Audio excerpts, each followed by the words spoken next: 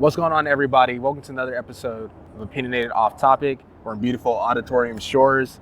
Had to get the downtown view. We're in Austin, Texas. It's a beautiful day outside. But I'm sitting down with a very, very talented, creative director, does it all, Mars Cernas. Super excited to have him on the podcast. It's been a long time coming. My business partner, Bert, has told me a lot about you. Just like, Mars is doing this and this. And I'm like, man, I'm excited to meet you. So first time meeting you, and then first time meeting you, we're going to have a conversation, bro. Yeah. So I'm excited. Thank you for giving us the opportunity to do this today. And just kind of let us know where you're from, your background story, and who you are today. Yeah. So again, thank you for having me on the podcast. I'm very grateful too to be here. So my name is Mars, originally from New York, Long Island, New York. Pretty much grew up in New York. I have kind of an interesting story because it's like part of my life I was in New York, part of my life I grew up in South Dakota, which is like unheard of, Every time I tell that to people, they're like, South Dakota? They're like, no one lives there, is like the joke, Yeah.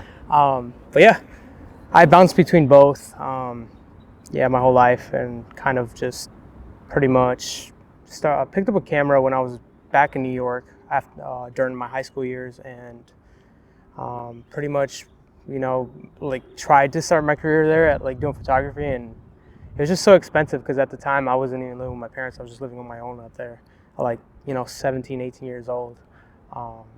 My parents were in South Dakota, and I was just like, I got to go back and kind of try to save money and, maybe live with them for a little bit so I'm on my feet. And then, see if I can make this camera thing like a full-time job. And that's exactly what happened, bro. I moved back, left all my friends in New York, which is, it was like, at the same time, it sucked, but it was just like, I know this is going to be temporary. Like, I'll be, back. My goal was to go back to New York at one point, but it didn't happen. Other than that, started my career in South Dakota. Did about 7.5 years with a media production company. Did everything from anything you can think of, filming podcasts, to commercials, to weddings, to a lot of corporate events. I think the bread and butter was the corporate world, right? Because that's where the most money is. Never really liked it though. It wasn't my favorite thing to film. And then felt like I hit kind of a ceiling, out in South Dakota, because obviously not very big. I was just like, maybe, let me look at other places where I can, grow as a creative. Yeah. And somehow Austin had stuck out every time. Everything was kind of pointing to Austin. I had friends that had just moved here. They were like, hey, we think you'd love it here. And at the time I'm like, why Austin? Why would I move to Austin, So they're like, come visit us for a wedding, see what you think. And I had already been to Austin through work, but never really got to enjoy it or experience it. But that time that I came for their wedding, it just turned out to be I see what you're talking about now. Yeah. So not even a month later, I was just like, I'm doing it. I was like, let's go to Austin. Let's go. So moved here, not knowing anyone other than them. I haven't looked back since. It's pretty much. Yeah. That's dope, bro. It's funny you say South Dakota because I played football in Colorado. Oh, yeah. I played against a couple schools in South Dakota School of Mines, and then Black Hills State. Yeah. So Grand Rapids, and then I don't know where the other one's at, but I know they're close to each other. But I've been up there a couple of times, so I know what you mean when you say there's not much out there. Right. It's green, it's a bunch of hilly, but it's definitely different. Right. So especially going from there and to New York, it's just like a complete 180. Yeah. Right? So that's awesome, man. So you come to Austin, and then you got right into media production? Yeah. Is that what you did? Yeah, so when I moved to Austin, I moved with no job or anything. The media production that I was out with, they were like, hey, we can't really do remote because it's too far, obviously. So I was like, okay. I was like, can I do part-time till I get up on my feet? And, they love me so much that they were willing to do that. And I'm always grateful for that. But yeah, 2 weeks later after I moved, I did land a job at a software company doing media. And then pretty much did that for the last 2 years, and pretty much I think I elevated one more step my career there because they gave me 2 years pretty much to be as creative as possible and to learn as much as possible. Yeah, so Yeah, no, for sure. like what I always think it's interesting when people do like the media route that way, because I think a lot of people, you know, nowadays, we were talking about it on the podcast earlier, but the barrier entry on anything is a lot easier, right? Like you can, you know, if you have the funds or you can finance it, you can go get a camera right away and start shooting. Now, you know, being good at it is a lot different, but I think the barrier entry is easier. And I think a lot of people are like, oh, I'm gonna just pick up a camera, I'm gonna become a freelancer, I'm gonna make a bunch of money, not understanding how hard it is. So I definitely think, you know, you going into that, like kind of that corporate role and like having some structure, you know, obviously like you're still doing what you love, but you have like set projects, you're not having to do all the little things like you're talking about earlier, like discovery calls and networking, and then like finding the right clients to work with and things like that. A lot more security. So kind of what were some of the key takeaways from doing that? It was nice because, like you said, security was like the number one thing. You know, I was freelancing like I am now. Like there's no security to anything, and like you said, you'd have to. It's either you're outreaching or you're looking for like the next, you know, paycheck, pretty much. But at the software company, I didn't have to do any of that, and it kind of just allowed me to focus and dial in like what I needed to, whether it was, you know, learning how to write better, how to, you know, do pre-production better, how to do, you know, everything, post everything within the production phase. And that was like, I think major because, like I said, now I feel like I've taken it one step further in where my career path is going, you know. Yeah, I think there's a lot of skills too that like, you know, people want to be entrepreneurs, learn all this stuff because, you know, like right now I'm currently still working, and Bert just left, you know, recently, and there's a lot of like, it's hard to make that jump, to make that step, right? To jump into there and just not really know what you don't know. But I think there's a lot of things that like going the route you did, or like, you know, the route we're on, where it's like you go, you work these jobs, you learn like certain things, not only about yourself, but like just about how like businesses work, right? Because at the end of the day, like now you're on your own, but you're still a business, right? So there's like structure, like I got to be up at this time. Just because I have my own schedule doesn't mean I could just do something at, you know, random hours of the day. Like you need to have like organization, structure, and just like, you know, just little things like being on time, deliverables, all that stuff. So what are some of like, when you were there, like what are some of like the key things that you really like were like, okay, like I can use this to transition? I think one of the biggest things definitely was just the fact that I had like, you know, room to, I think the key thing was they let me be as creative as possible. And I think that was the biggest thing within like this career path too.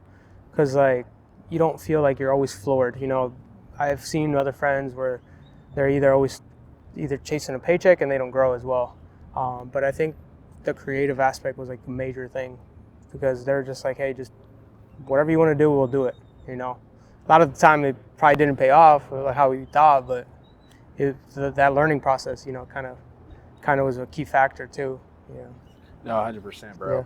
And kind of like while you were there, what were some of like the key projects that, if you could talk about it, like what were some of the like the biggest projects, the funnest projects you worked on? Biggest project, I'd say, I filmed actually my first documentary here in Austin. That was, I think, probably early March 2024. I had filmed like a lot of similar short mini docs, but never like to that scale. And that was cool. That was cool because I learned so much. Because I did the whole process from pre-production to you know, the final edit. I learned every aspect of it too, you know, doing it. I mean, it was only like a 10-minute documentary, but I think that's the most I've ever spent on one project alone. Most time, I'd say. That one, and then I did.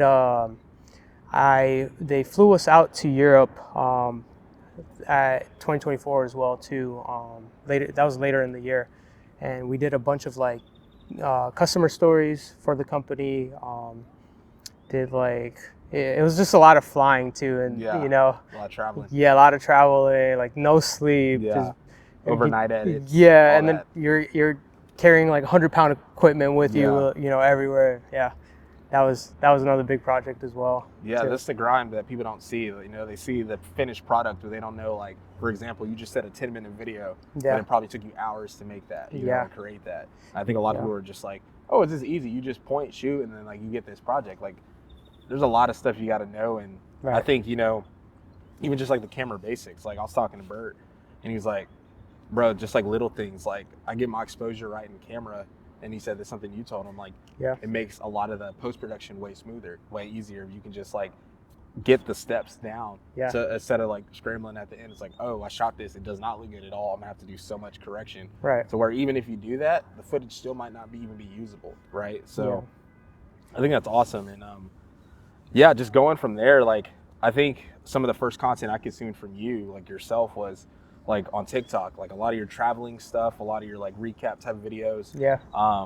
You know, and I think at the time, like when you were posting that stuff, it wasn't very common to see that type of content. I think now we're seeing it more, like that kind of style. But I definitely think like you were, at least to me, like you were one of the first people I saw making that type of videos, right? Like where the font like blends with the video, and to where you're actually just documenting your life. So like what made you want to just start posting that type of stuff and making that kind of content?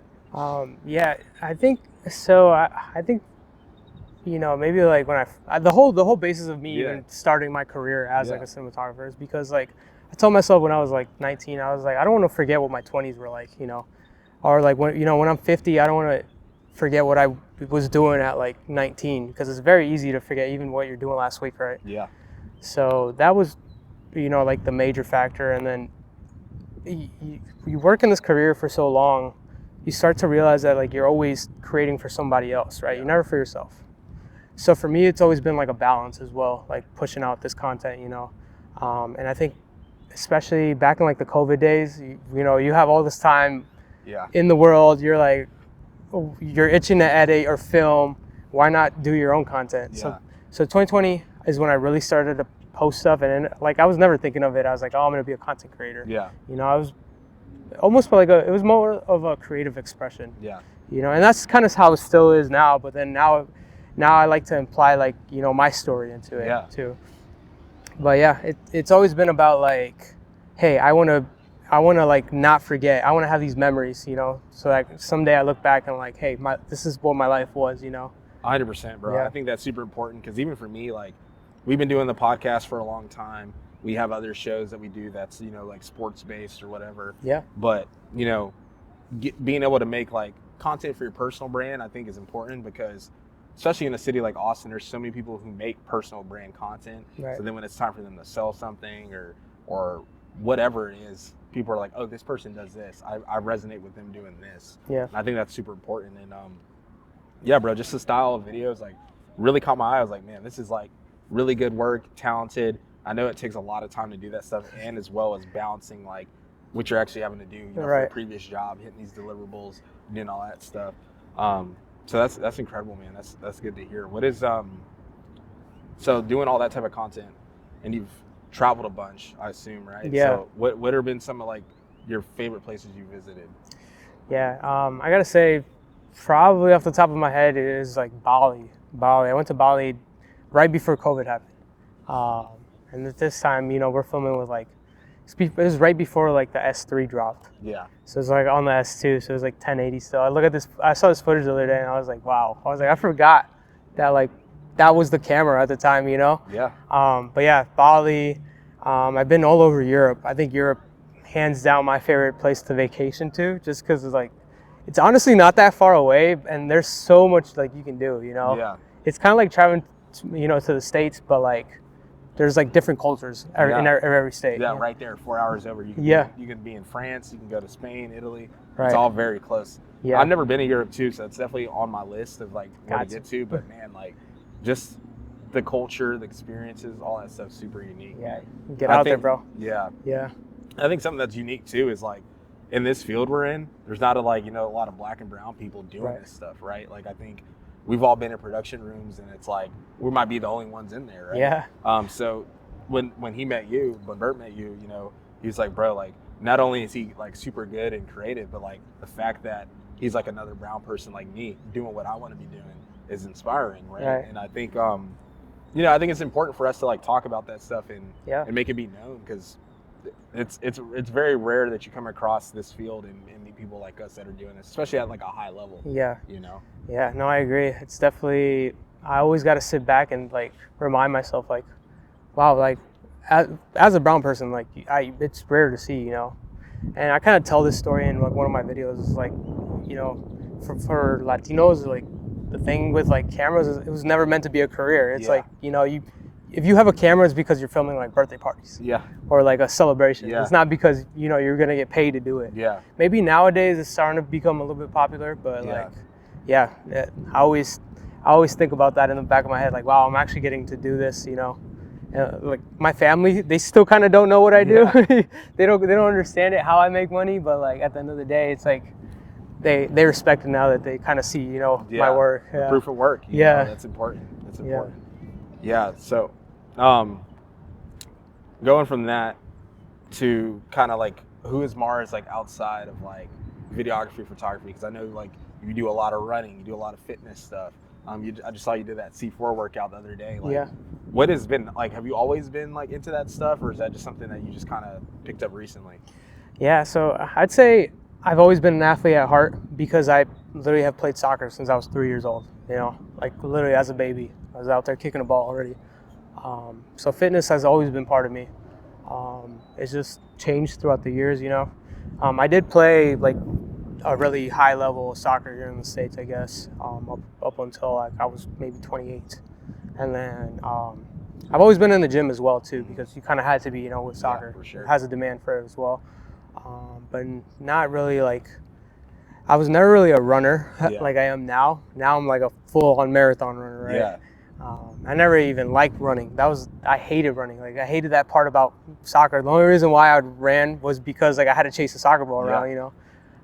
But yeah, then I found running here in Austin because everyone here is either a runner or they're really fit. Yes. So like at the same time, it's almost like it pushed me to want to do it, you know, because you see people out, especially out here on the trail, you know. Literally right now. Yeah, everyone's out here fit, and it kind of, it pushes you to do that. But yeah, picked up running over the last 2 years, and then it's, you know, become part of me now where I feel like it's also helped me achieve like different things in my life, like being very disciplined. Like there's not a morning, like if I don't run in the morning, it's because either like something, like I'm injured, right? It's either I'm injured or it's like I have an off day, but like otherwise I'll be out here on the trail, you know, every morning. And it's I've applied what I've learned through running to a lot of my life too. And now that I'm, freelancing and stuff, it's like it's helped me stay on that structured schedule, you know, that I was on. 100%, especially if you go on long runs, you got to do it in the morning. Like we live in Texas, there's no other time, and like right now, probably the best weather we're gonna have this year. So it's like, okay, you can maybe, like we're seeing people right now run around and stuff. But, you know, in a couple months from now, when it's, you know, middle of the day, it's gonna be like 90+ degrees. Right. It's gonna be super hot. So yeah, that's cool, man. And I think Bert said one of the first things he helped you shoot was the Austin Marathon last year. Yeah. So like, how was that your first time running that race? Yeah, first marathon, home marathon too, which was nice. Like I said, I've never liked running, and then one day I was out here, I was like, you know what, I'm not playing soccer at the same level, why not do something that'll keep me a little bit more consistent? Yeah. So then I started training, did like I think it was like a 20-week training block for that. Didn't know what I was doing. Didn't know what I was doing at all. I just knew I was just like, hey, I'm gonna run the Austin Marathon because it's here. I didn't even know it was hilly at the time. And then I just through meeting people through running, they started telling me like, hey, you should train hills because it is kind of a more difficult course. Yeah. And then along the way, like you said, I met Bert, and then actually it's funny because I have another Bert in my life too who also films. Nice. He's back in South Dakota. And they're like, if you meet them, like if you meet him, bro, it's almost like both Berts are like the same person. I always talk about this with Maddie, my girlfriend, you know, because she's just like, it's crazy that you do have two Berts that are very similar in your life. So he was supposed to be out here filming me, but then he ended up changing his flights to come in a little bit earlier because he came in with his girlfriend on vacation. They're trying to get away from South Dakota. Yeah, for sure. So then that kind of changed everything.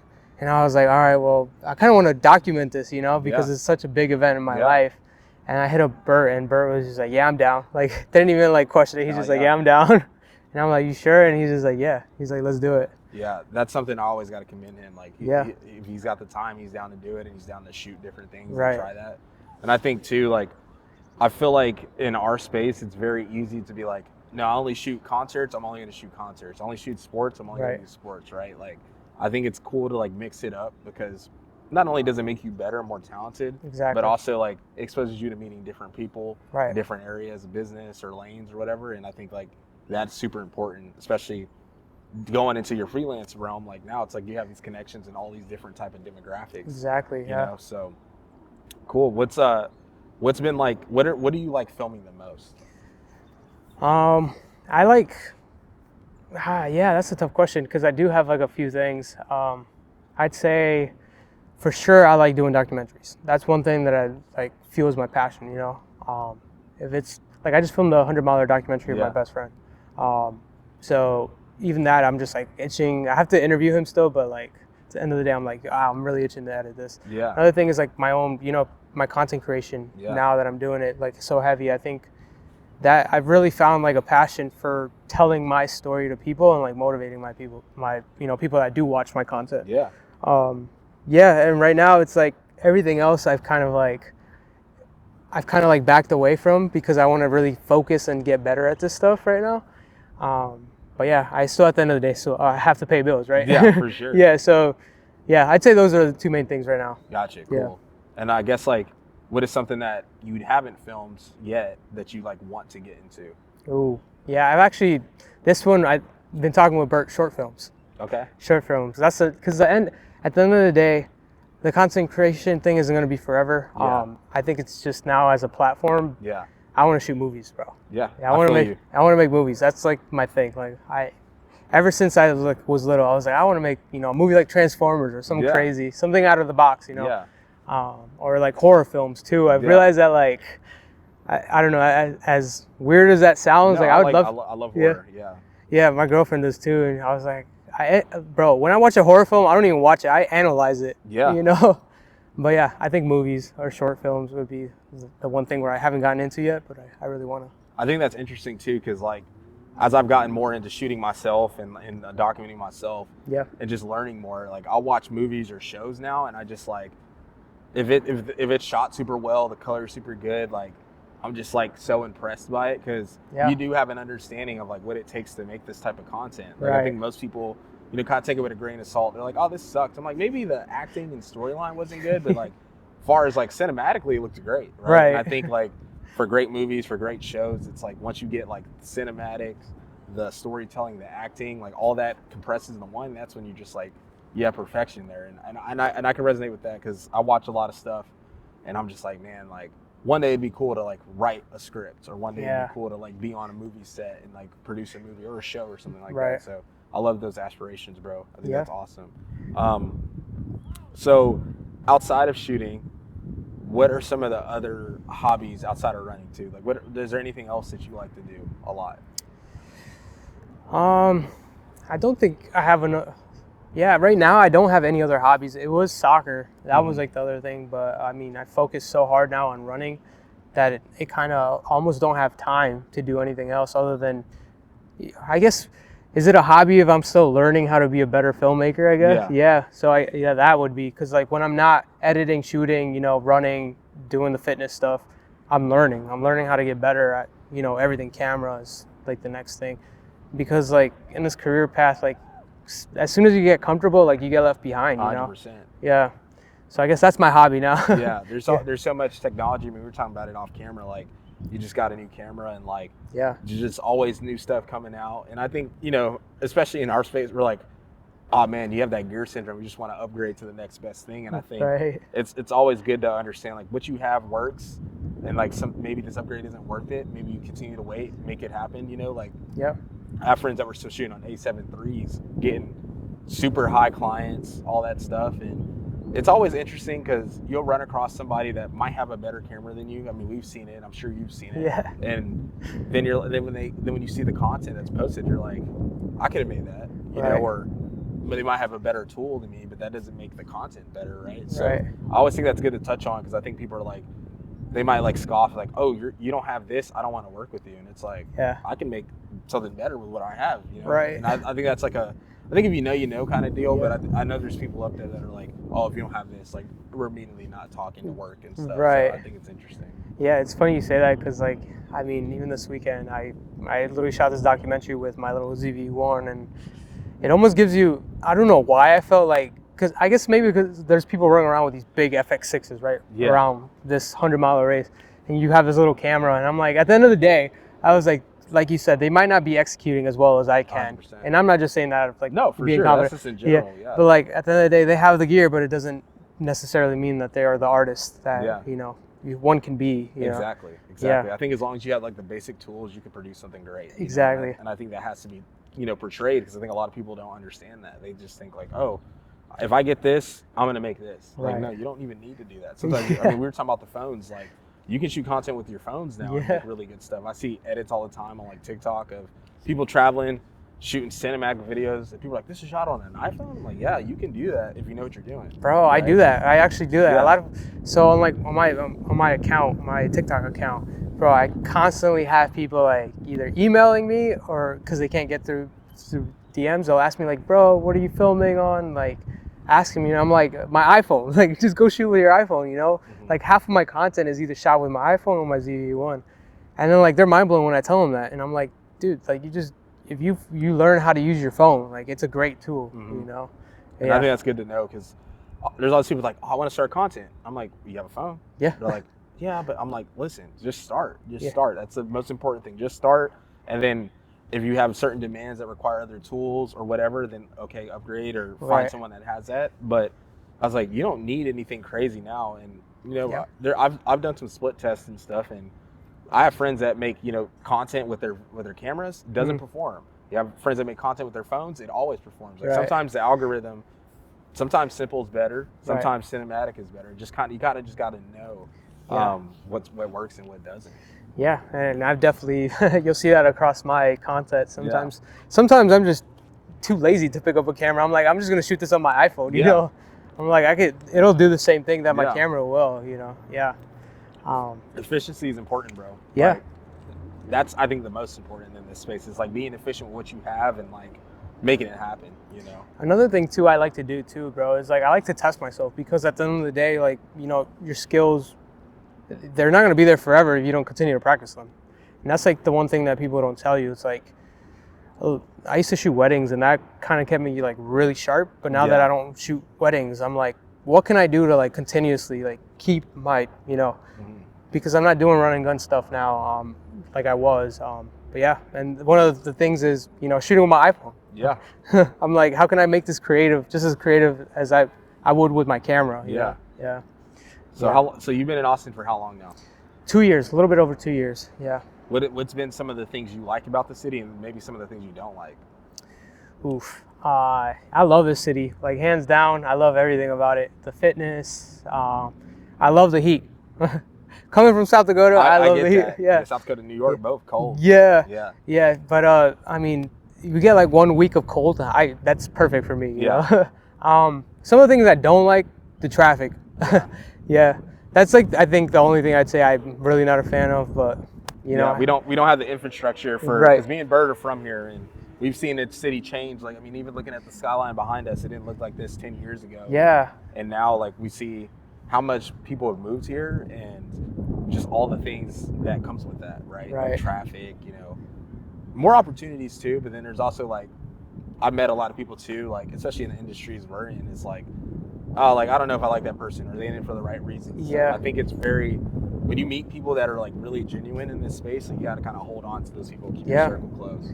Yeah, I was gonna say a lot of it resembles to just being out in LA, because like I've met for sure. Yeah, because it's either like it's a dog eat dog world, 100%.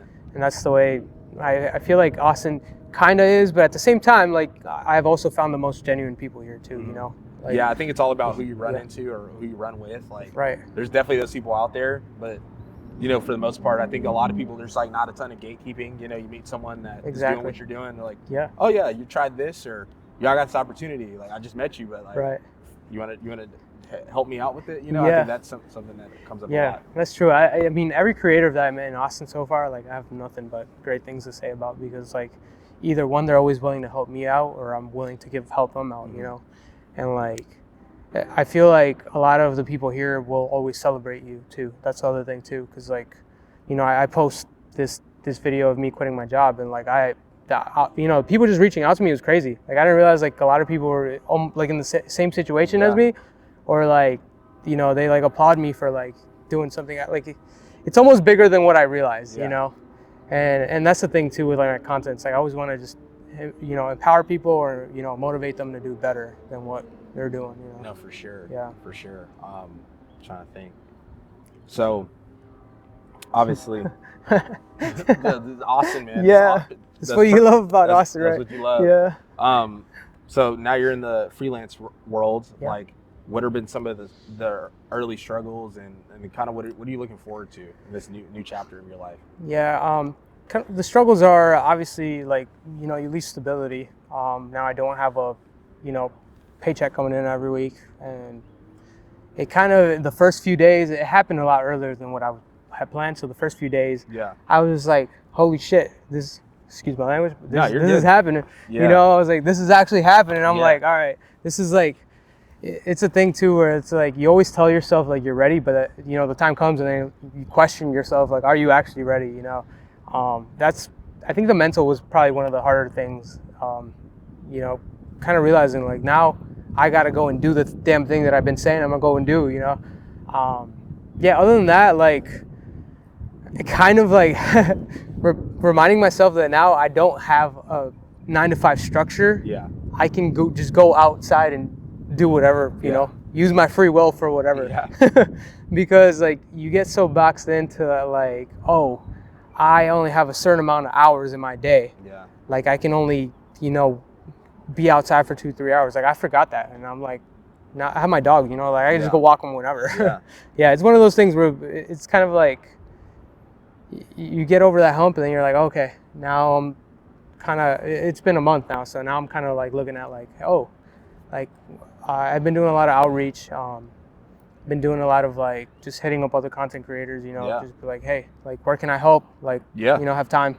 Yeah. Yeah. I think that's something that, you know, whenever I get there, I'm really looking forward to, because, you know, once Bert, you know, took the leap, I was like, you know, even though like it's scary for you, like for me, it's like a blessing in disguise, because there's a lot of opportunities that, you know, we get access to, and then we have to either say no, or it has to be on like a certain day, like on the weekend or in the evenings. Right. And, you know, right now I'm currently studying for my CPA, so like I gotta like focus on that stuff. Yeah. And then like I'm still working my job, still trying to stay fit, in a relationship, like all those little things. It's like, dang, I look up, I have no time for any of this stuff. Exactly. And now like knowing people like you, like Bert, I'm like, hey, like, you know, I got this person I know that could be a potential client. Like, you know, I don't need anything crazy. Just want to make sure we continue to build that relationship with them, take care of them, make sure you guys get taken care of. Right. And, you know, just having people like that in your circle, just to be like, yo, like, I trust you to get this done well. I know it's going to get done well. Yeah. It's going to create opportunities for you. Yeah. I think that's the cool part about all this stuff, right? So, yeah,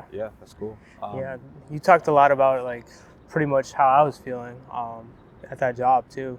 Because I mean, as creative as I was, you know, in a creative role like this, it's really hard to like live in a 9-to-5 corporate environment, bro.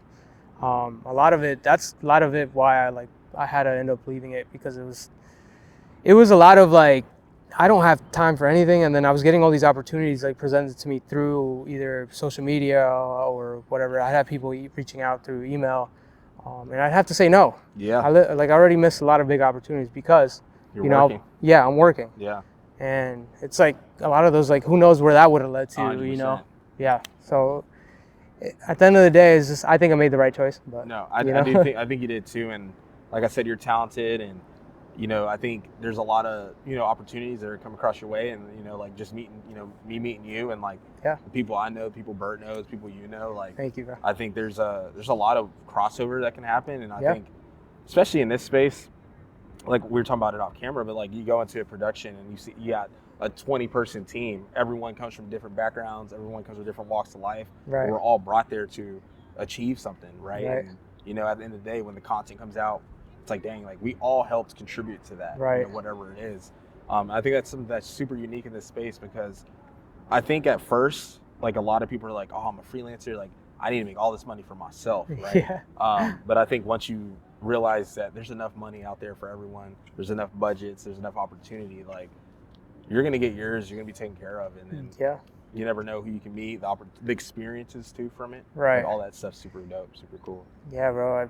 I mean, at this point, like I pretty much done everything within the film world, other than like the movie sets. But yeah, a lot of it has created like I've met some of the best people in the industry through just at the end of the day, it was through picking up a camera, which is kind of a cool thing. And I've gone to a bunch of countries that I've never thought I'd ever travel through, just because of a camera too.